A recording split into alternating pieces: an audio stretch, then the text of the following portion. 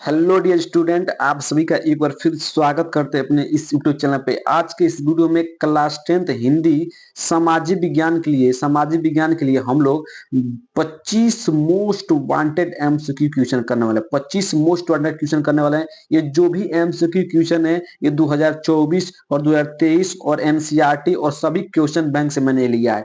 Most wanted 25 MCQ question है बाबू। यदि आपने बस इसी 25 एमसीक्यू क्वेश्चन को तैयार कर लिया तो बाकी आपको कुछ भी पढ़ने की जरूरत नहीं है। इन्हीं 25 से आपके बोर्ड एग्जाम में 20 एमसीक्यू क्वेश्चन आएंगे, क्योंकि आप जानते हैं कि आपके बोर्ड एग्जाम में 20 एमसीक्यू पूछे जाएंगे, 20 अंक के रहेंगे।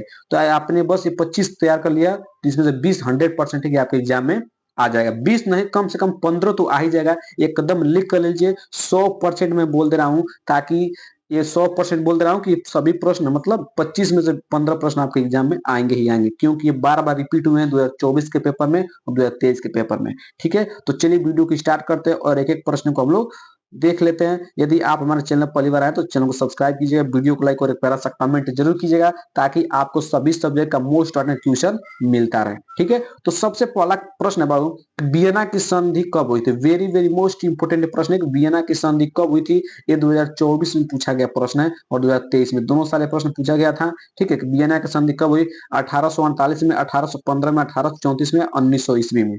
ठीक है, तो इसका राइट आंसर क्या होगा कि वियना की जो संधि हुई थी 1815 ईस्वी में हुई थी। कब हुई थी?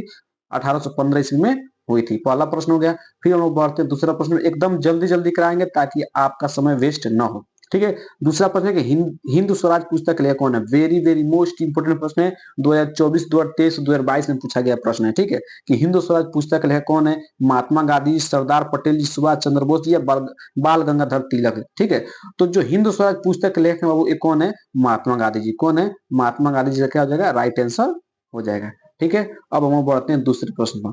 दूसरा प्रश्न है कि रिंडर पेस्ट का संबंध है। वेरी वेरी मोस्ट इंपोर्टेंट प्रश्न है और ये भी लगातार 3 साल से पूछा जा रहा प्रश्न कि रिंडर पेस्ट का संबंध है पेड़ पौधों की बीमारी से, मवेशी की बीमारी से, महामारी से, या इनमें से कोई नहीं। ठीक है, तो मैं आपको बता दूं कि रिंडर पेस्ट क्या है? एक प्रकार का बीमारी है, लेकिन किससे संबंध है? ये मवेशी की बीमारी से। किस बीमारी से? मवेशी की बीमारी से संबंधित है। 2024 2023 में प्रश्न आया है। ठीक है, तो 2 साल से प्रश्न पूछा जा रहा है और 2025 में 100% छप जाएगा। ठीक है, अगला प्रश्न करते हैं हम लोग। अगला प्रश्न है, गुमास्ता क्या है? गुमास्ता, गुमास्ता क्या है? बुनकर है, कपड़ा व्यवसायी है, या वेतन भोगी कर्मचारी है, ऊन बेचने वाले हैं। ठीक है, तो जो गुमास्ता है, ये गुमास्ता ये क्या है आपको बताना है। गुमास्ता क्या है? तो गुमास्ता क्या है वो? ऊन बेचने वाले हैं। क्या है? ऊन बेचने वाले हैं। ठीक है, तो इसका right answer option number D बिल्कुल करेक्ट आंसर हो जाएगा। 2024 और 2023 का भी सवाल है कि गुमास्ता क्या है, तो ऊन बेचने वाले हैं। ठीक है, अगला प्रश्न बढ़ते हैं। अगला प्रश्न बाबू कि गुलामगिरी पुस्तक का लेखक कौन है? एकदम जल्दी जल्दी करेंगे बाबू, एकदम जल्दी जल्दी करेंगे ताकि आपका कम समय में 25 एमसीक्यू क्वेश्चन तैयार हो जाए। ठीक है, तो वीडियो को लाइक करते रहिएगा। ठीक है, गुलामगिरी पुस्तक का लेखक कौन है? वेरी वेरी मोस्ट इंपोर्टेंट प्रश्न। 2024 2023 और 2022 दोनों साल में, तीनों साल से प्रश्न पूछा जा रहा है, लगातार पूछा जा रहा है कि गुलामगिरी पुस्तक लेखक कौन है, और बार बार पूछा गया है। सरदार पटेल, महात्मा गांधी, सावित्रीबाई फुले या ज्योतिबा फुले। ठीक है, तो मैं आपको बता दूं कि जो गुलामगिरी पुस्तक लेखक कौन है बाबू? ज्योतिबा फुले। कौन है? Jyotiba Phule. Option number D बिल्कुल करेक्ट आंसर हो जाएगा। अगला प्रश्न बढ़ते हैं। अगला प्रश्न आपका है कि श्रीलंका स्वतंत्र राष्ट्र कब बना? आपको बताना है कि श्रीलंका स्वतंत्र राष्ट्र कब बना, तो इसका आंसर आप कमेंट बॉक्स में देना है। खोज कर देना है, नहीं आता है तो पता करके देना, लेकिन आपका पहला ये रहता है कि बताना है कि श्रीलंका स्वतंत्र राष्ट्र कब बना। 1947 में, 1948 में, 1997 में, 1991 में। तो इसका राइट आंसर आप कमेंट बॉक्स में देना। देख रहे हैं कौन बच्चा छठवा का आंसर एकदम बिल्कुल करेक्ट दे रहा है। ठीक है, अब हम बढ़ते हैं अगले प्रश्न पर। अगला प्रश्न आपको देखिएगा, ध्यान से देखिएगा। अगला प्रश्न क्या है? अगला प्रश्न आपका है कि भारत में लोकतांत्रिक विकेंद्रीकरण हेतु किया गया संवैधानिक प्रावधान है। बताना है कि भारत में लोकतांत्रिक विकेंद्रीकरण हेतु किया गया संवैधानिक प्रावधान है। महिलाओं का संसद में प्रतिनिधित्व, स्थानीय स्वशासी निकायों को संवैधानिक दर्जा का तथा नियमित चुनाव, या न्यायपालिका को स्वतंत्रता, या केंद्र तथा राज्य के कार्यों का वर्गीकरण। ठीक है, तो इसका राइट आंसर क्या है? इसका right answer option number D, केंद्र तथा राज्यों के कार्यों का वर्गीकरण। केंद्र तथा राज्यों के राज्य कार्यों का वर्गीकरण। ऑप्शन नंबर डी बिल्कुल करेक्ट आंसर हो जाएगा। अगला प्रश्न आपको क्या है? अगला प्रश्न है कि भारत में संविधान की दृष्टि से कौन सा कथन सही है। वेरी वेरी मोस्ट इंपोर्टेंट प्रश्न है वो कि भारत में संविधान की दृष्टि से कौन सा कथन सही है। सनातन सनातन भारत का राजकीय धर्म, अल्पसंख्यकों को उनकी जनसंख्या के अनुरूप प्रतिनिधित्व, या धर्म के आधार पर भेदभाव का अभाव, या ईसाइयों को विशेषाधिकार। ठीक है, तो जो भारत में संविधान है उसकी दृष्टि से कौन सा कथन सही है, तो ऑप्शन नंबर बी, अल्पसंख्यकों को उनकी जनसंख्या के अनुरूप प्रतिनिधित्व। ऑप्शन नंबर बी बिल्कुल करेक्ट आंसर हो जाएगा। एक एक प्रश्न का स्क्रीनशॉट लेते चलिए बाबू, और अपने कॉपी पर लिख कर जरूर से जरूर क्या करिए, एकदम जल्दी जल्दी करा रहे हैं, एकदम जल्दी करेंगे। ठीक है, इसका भी आंसर आप कमेंट में देते रहिएगा जो आएगा। ठीक है, बाकी आपको बताना कि आपको 25 में से कितना आंसर सही हुआ है। ठीक है, 25 में से कितना आंसर आपने सही किया लास्ट में आपको कमेंट करके बता देना। ठीक है, तो अगला प्रश्न आपका क्या है कि निम्नलिखित में से कौन सा सबसे बड़ा लोकतांत्रिक देश है। वेरी वेरी मोस्ट इंपोर्टेंट प्रश्न है कि भारत में निम्नलिखित में कौन सा सबसे बड़ा लोकतांत्रिक देश है। भारत, ब्रिटेन, अमेरिका या श्रीलंका। तो आप जानते हैं कि भारत एक लौता ऐसा देश है जहां पर सबसे बड़ा मतलब लोकतांत्रिक देश सबसे बड़ा है। कौन है? भारत है। भारत सबसे बड़ा लोकतांत्रिक देश है।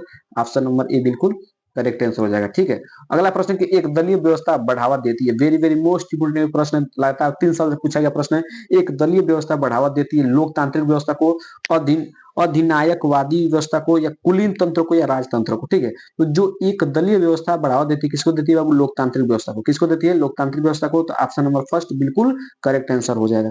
अब हम बढ़ते हैं अगले प्रश्न में। अगला प्रश्न श्वेत क्रांति से संबंधित है। वेरी वेरी मोस्ट इंपोर्टेंट प्रश्न 2024 में पूछा गया और 2023 में पूछा गया। ठीक है, कि श्वेत क्रांति संबंधित है दुग्ध उत्पादन से, गेहूं उत्पादन से, मत्स्य उत्पादन से, या मोटा अनाज उत्पादन से। ठीक है, तो श्वेत मतलब होता है सफेद। तो ठीक है, श्वेत क्रांति संबंधित है किससे? तो दुग्ध उत्पादन से। किससे? दुग्ध उत्पादन से संबंधित है। ऑप्शन नंबर फर्स्ट बिल्कुल करेक्ट आंसर हो जाएगा। अगला प्रश्न बढ़ते हैं। अगला प्रश्न क्या हो, ध्यान से अगला प्रश्न है कि सोपानी कृषि की जाती है। वेरी वेरी मोस्ट इंपोर्टेंट प्रश्न है, 2024-2023 का भी प्रश्न है कि सोपानी कृषि की जाती है उत्खात भूमि पर, ढाल वाली भूमि पर, मैदानी भूमि पर, या मरुस्थलीय भूमि पर। ठीक है, तो जो सोपानी कृषि की जाती है किस राज्य में की जाती है?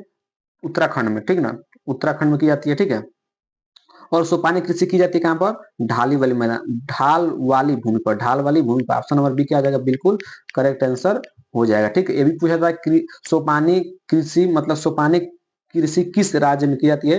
तो उत्तराखंड में की जाती है। किस में की जाती है? उत्तराखंड में की जाती है। ये भी प्रश्न बहुत बार पूछा गया, तो इसको भी तैयार रहेगा कि सोपानी कृषि उत्तराखंड में की जाती है, और सोपानी कृषि मतलब की जाती है कहाँ? ढाल वाली भूमि पर। दो प्रश्न इससे तैयार हो गया आपका।